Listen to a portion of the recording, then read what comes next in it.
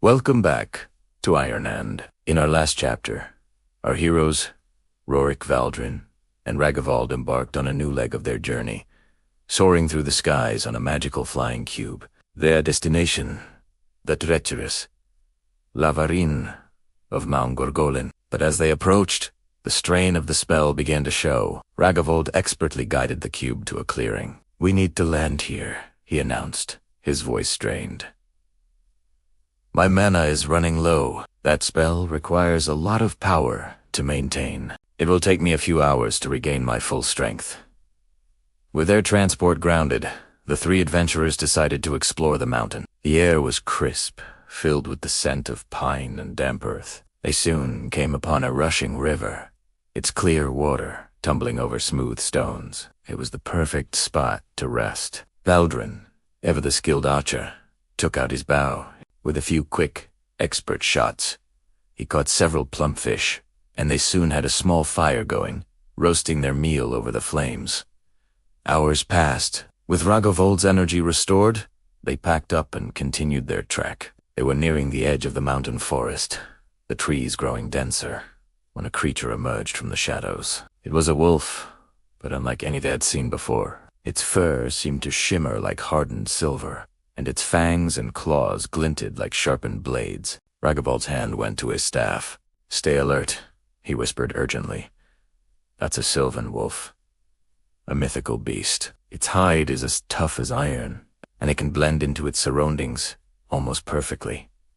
The sylvan wolf lowered its head, muscles coiling as it prepared to charge. Suddenly, a sharp, clear whistle cut through the tension. The wolf froze mid. From the deeper shadows of the forest, a figure appeared. It was a female elf, tall and graceful, holding a gleaming silver spear. A bow and a quiver of arrows were slung across her back. Her eyes, sharp and piercing, swept over them. "Who dares to trespass in the wooden realm of Gorg?" she demanded, her voice ringing with authority. Valdrin, recognizing the customs of the elves, stepped forward and gave a respectful bow. "My lady, we are adventurers, merely seeking safe passage through this forest. We mean no disrespect. My name is Valdrin, son of Rinmir, from the Silver Elf clan." The elf maiden's gaze sharpened as she looked him over. "From the Silver Elves? You don't look like one of them." Valdrin's posture stiffened slightly. My mother, however, was a mortal woman from the west." A flicker of disdain crossed her face. "I see," she said coolly. "That explains why the other elf clans have isolated the Silver Elves. They tend to grow too close to humans." A flash of anger flared in Valdrin's eyes, and he looked ready to retort. But before he could, Rorik stepped between them, placing a calming hand on Valdrin's shoulder. He turned to the elf maiden with a disarming smile. "My lady, we truly wish only for safe passage. We did not mean to trespass on your lands. My name is Rorik. I'm not from these parts, and these two brave adventurers are helping me find my way back home." The elf maiden considered his words, her grip on her spear unwavering. "If you want safe passage," she declared, "you must earn it. Defeat me in a fight. If you win, I will not only let you pass, but I will guide you myself. But if I win, you will be stripped of your weapons and locked in our dungeon to await judgment." A tense silence fell over the group. It was a steep price, but Rorik, ever confident in his abilities, accepted the challenge. "So be it," he said. "But may I know the name of the lady I am about to face?" She offered a wry smile. "You'll have it, if you win." Valdrin and Ragavald stepped back, giving them space.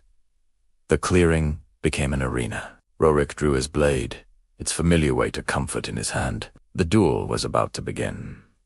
Rorik charged first, a blur of motion, his sword arcing towards her. But the elf was unbelievably fast. She met his blade with her spear, deflecting the blow with a resounding clang of metal. The fight was a whirlwind of strikes and parries. Rorik pressed his attack, but for every move he made, she had a counter. It was as if she could read his mind, anticipating his every intention before he even acted. Ipu said bike, creating a moment of distance. He needed a new strategy. "I need to end this," he thought to himself. "I have to do something completely random. a move made without thinking, to catch her off guard. He took a deep breath, cleared his mind, and charged again. This time, he didn't plan his attack. He let his instincts take over, his body moving in a fluid, unpredictable rhythm forged in countless battles. He feinted left, spun right, his blade a silver ribbon in the fading light. The elf maiden matched him blow for blow, but for the first time, a hint of surprise showed on her face. Then, Rorik saw it. A fleeting opening as she thrust her spear. He sidestepped, not away, but closer. In one swift, seamless motion, he hooked his blade around the spear's shaft, twisted his wrist, and wrenched it from her grasp. The silver spear flew through the air and clattered to the ground. She was disarmed. The fight was over. Ragavald let out a whoop of triumph. Valdrin, however, simply offered the elf maiden a knowing smirk. The sylvan wolf, seeing its mistress defeated, and Valdrin's taunting look, let out a deep growl and tensed, reedy, "Fenris, stop."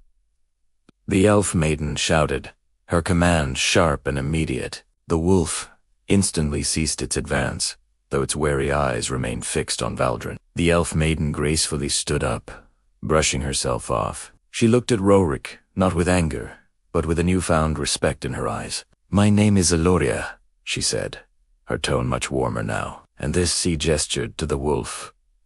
"Is Fenris, my companion, in guarding this forest. As promised, I will guide you to its edge." As they traveled, the atmosphere lightened considerably. Rorik walked alongside Eloria, sharing his story of his mysterious arrival in this world and his desperate quest to find his way home. She listened intently, her initial hostility replaced by a genuine curiosity. When they finally reached the edge of the forest, the sun was beginning to set, casting long shadows across the open plains beyond.